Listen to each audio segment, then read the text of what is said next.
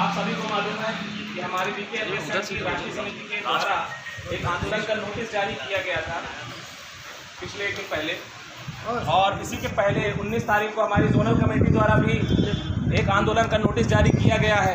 उसका भी अपना प्रोग्राम है जो 5 तारीख से स्टार्ट होगा। अभी जो हमारे पहले के वक्ता हैं उन्होंने अपने भाषण में जो नारे लगाए, उन्होंने कहा यूपी के ट्रांसफ़र वापस लो। मुझे लगता है कि आप लोग जो यहाँ मौजूद हैं, आपको इसके बारे में शायद नहीं मालूम होगा कि यूपी से ऐसे कौन से ट्रांसफ़र हुए हैं जिसको वापस लेने की बात हो रही है। ऐसा है क्या? आप लोगों को पता है कि आपके बीच से ऐसे कौन कौन लोग ट्रांसफ़र हो गए यूपी के बाहर और किस वजह से ट्रांसफ़र हो गए?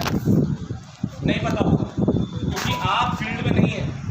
मैक्सिमम स्टाफ जो ट्रांसफ़र हुआ है वो सारे के सारे फील्ड में हैं, और वो कैटेगरी 3 से उनका 2 में प्रमोशन आया था।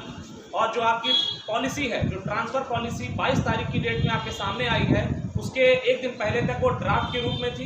ड्राफ्ट के रूप में रहते हुए भी मैनेजमेंट ने अपने उस क्लॉज का इस्तेमाल किया जिसमें उन्होंने कहा था कि हम मैंडेटरी ट्रांसफ़र करेंगे प्रमोशन पर, और उसी के आधार पर उन्होंने यूपी के बाहर लोगों को हिमाचल प्रदेश, राजस्थान, हरियाणा, पंजाब, जम्मू तक का ट्रांसफ़र किया।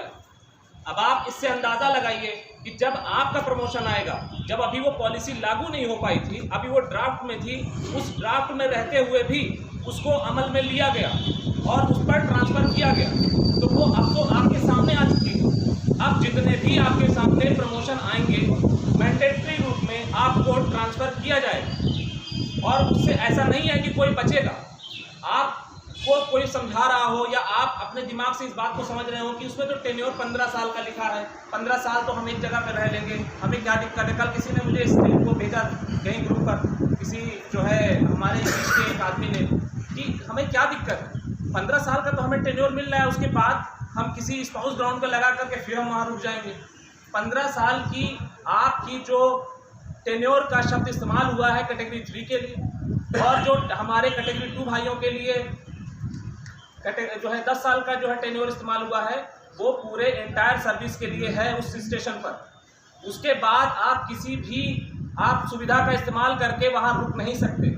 इसके अलावा जब आप ट्रांसफ़र पॉलिसी खोलेंगे, सबसे पहले पेज पर रेगुलेशन 17 के बारे में लिखा गया है। जो हमारे बीच में आप लोग सब पढ़े लिखे हो, आप स्टाफ रेगुलेशन पढ़ते रहते हो बीच बीच में, आप रेगुलेशन 17 पढ़िए कि सीएमडी की पावर है कि आपको पूरे इंडिया में कहीं पर भी ट्रांसफ़र कर सकता है। उसे आपकी ट्रांसफ़र पॉलिसी में भी ला करके उसे बात बता दिया गया, जबकि इससे पहले आज तक ऐसा नहीं हुआ था। इससे पहले की 2014 की भी ट्रांसफ़र पॉलिसी हमारे बीच में थी, वहाँ पर ऐसा कोई नियम नहीं रखा गया कि हम रेगुलेशन 17 के अंतर्गत आपको ट्रांसफ़र करेंगे। लेकिन यहाँ ट्रांसफ़र पॉलिसी में पहले पन्ने पर पहला पैराग्राफ आपको यही कहता है कि सीएमडी की पावर है कि आपको यहाँ चाहे इंडिया के किसी कोने में आप कभी भी आपको ट्रांसफ़र कर सकता है। तो आप कहाँ सुरक्षित हो? आप कैसे कह सकते हो कि आपका टेन्योर 15 साल का, आपको तो आज नहीं है, शाम को ट्रांसफ़र कर सकता है उठाकर। आप उसी ट्रांसफ़र पॉलिसी के अधीन बाध्य हो उस ट्रांसफ़र ऑर्डर को मानने के लिए। आप किसी कोर्ट में खड़े होगे, कल को अगर आज अपने विरोध नहीं किया और आप कल को इसका विरोध करने के लिए किसी कोर्ट में जाके खड़े होगे, कोर्ट भी आपका सहयोग नहीं करेगा। वो यही कहेगा कि आपके यहाँ तो पॉलिसी है, आप उस पॉलिसी में बंधे हुए हो, तो आपको ये मानना पड़ेगा। तो जो भाई हैं, जो बहनें हैं, जो इस बात को बार बार ये दिमाग में रख रहे हैं कि हमारा टेन्योर तो 15 साल का है या हमारा टेन्योर तो 10 साल का है, इस बीच में हमारा ट्रांसफ़र नहीं होगा, ऐसा नहीं है। वो पहले ही पन्ने पर कहता है कि आपको कभी भी हम ट्रांसफ़र करेंगे। हमारे बीच में इंटर जोनल के हमारे ओवैस जी हैं, मैनेजर हैं, ये बेचारे इनके फादर यहाँ बीमार हैं, उसी में आप ग्राउंड पे आए थे। आपके अभी टेन्योर का जो एक जो मैक्सिमम जो टेन्योर मिलता था लोगों को, उसका लोग लाभ भी उठाया है, अपने परिवार के साथ भी रहे, अपने जो है निगम की भी सेवा की। ऐसा तो नहीं था कि इन्होंने यहाँ ठेकेदारी का कोई काम किया है, निगम की ही सेवा करते रहे। कोविड के दौरान भी यहाँ आकर के इन्होंने सेवा की है। लेकिन आज इनके एक्सटेंशन पर कोई एप्लीकेशन के ऊपर कोई जो है समाधान नहीं किया जा रहा। इनसे कहा जा रहा है कि आप 31 तारीख को रिलीव हो यहाँ से, आप जा करके अपना जहाँ से आप आए थे वहाँ जाकर वापस ज्वाइन करो। अच्छा, ये भी चलो वही मान लें कि हम वापस चले जाते हैं। अब ये दोबारा क्या अपने फादर की जो है तबीयत है उसको दिखा करके वापस आ पाएंगे? आपकी उसी ट्रांसफ़र जो ये पॉलिसी है मेरे हाथ में है, इसमें साफ साफ लिख दिया गया है कि इंटर जोनल टेन्योर के लिए जो पहले शर्त थी कि आप किसी ऐसी कंडीशन में जो आपके फादर या आपकी मदर या आपके स्पाउस या आपके डिपेंडेंट में कोई भी बीमार है उसको दिखा करके आदमी यहाँ करके सर्विस करता था। उसे समाप्त करते हुए, उसमें अमेंड करते हुए उन्होंने साफ लिख दिया है, अगर ऐसी किसी के सामने समस्या है तो पहले वो सर्टिफिकेट लगाए इस बात के लिए कि आपके पेरेंट जोन में उस बीमारी का इलाज नहीं है। तो क्या अब आप आ पाओगे उस ग्राउंड पर? नहीं आ सकते हो। तो ये किसके साथ धोखा हो रहा है? उन कर्मचारियों के साथ जिसने इस एफसीआई को आज जहां लाकर के खड़ा किया है, वहां ये क्या मैनेजमेंट लेकर के गई थी?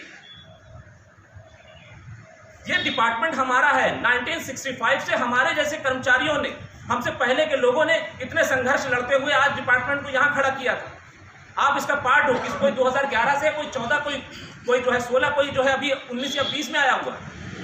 आपने जो डिपार्टमेंट को पाया है, इसके लिए संघर्षों के साथ इस डिपार्टमेंट की नींव को रखा गया।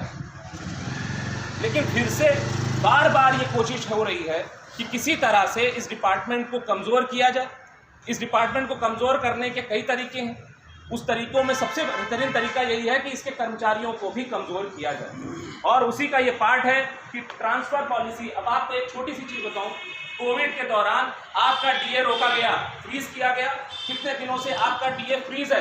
सिर्फ इस बात के लिए कि कोविड में भारत सरकार के पास पैसे नहीं है जहाँ से पैसा हम ला करके इसको दे पाएंगे। यही कहा गया। हमने भी सहयोग किया। हमने क्या, हमारे जैसे हजारों लाखों कर्मचारियों ने सहयोग किया इस बात के लिए कि ठीक है, आप डीए हमारा जो है बढ़ा नहीं रहे, कोई बात नहीं है, देश के अगर हित में अगर ये ज़रूरी है तो चलो हम उसका साथ देंगे। आज ये ट्रांसफ़र पॉलिसी आई है, हमारी लोकल मैनेजमेंट ने यहाँ से बताया कि अगर यूपी में ये लागू करते हैं तो इसी साल हमारे ऊपर कम से कम दसियों करोड़ रुपए खर्चा होगा इस ट्रांसफ़र को इम्प्लीमेंट करने में, क्योंकि डीए के रूप में हम उस कर्मचारी को भी देंगे जिसको हम ट्रांसफ़र कर रहे होंगे, और हम उस कर्मचारी को भी डीए देंगे जिसको लाना पड़ेगा उस आदमी की जगह पर काम करवाने के लिए, क्योंकि वो जगह वैकेंट होगी वहाँ पर।